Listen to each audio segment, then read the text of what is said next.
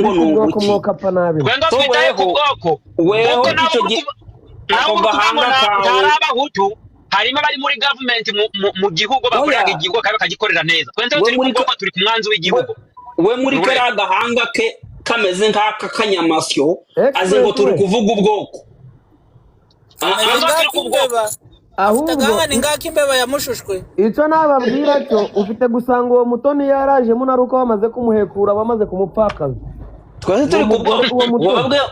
wababwe ngo turi kuva ku bwoko ninde ufite gusanga yaraje naramupfakaza nawe bamaze kumuhekura yo kabona ko wamubereye ibyo ndazi twe abo wariwe we twe umuntu wo kwinganga wo kuza gatangira kuzana amahoro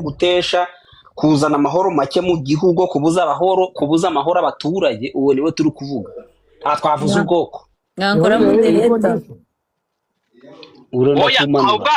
uri gusanga leta hari uwabamaze lavize skamu yabamaze kandi ncango babeho kibarije bataha imiti miri hibi kubakureho ni nababwira cyo kubakureho bari gutukana nibo nshaka abone ncanga aribo baba benshi hano bamenye ko umuntu waturusha umuntu akabanga ngiye kubibiraho rero mani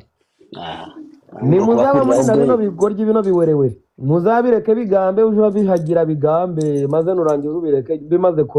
kurodoka baze wigende kuko ni bigoryi gishima wo gishimagiza ngingo sha ndabye dushimagije rero maze kiraropoka so ndindagize nurangiza ukireke ukigaye wigende satana mwakire mana we ndinagiye maze rero hari ukuntu baga waraye mu kuboko kururyo nareye mu kuboko kururyo nagiye guhaguruka nsange bari gupostinga intumbi ndavuga oya nukubesha ndagenda ndagogoringa nsange ko intumbi yabaye intumbi none nkimara kubibona ndavuga si umuntu wamurashije nto yarazi ibice by'umubiri biryanaga kuki yamurashije mu zosi yarayoboye mu gitsina ndavuga iyo kubita rikanyura mu gitsina rigahinguranya mu bwonko urureba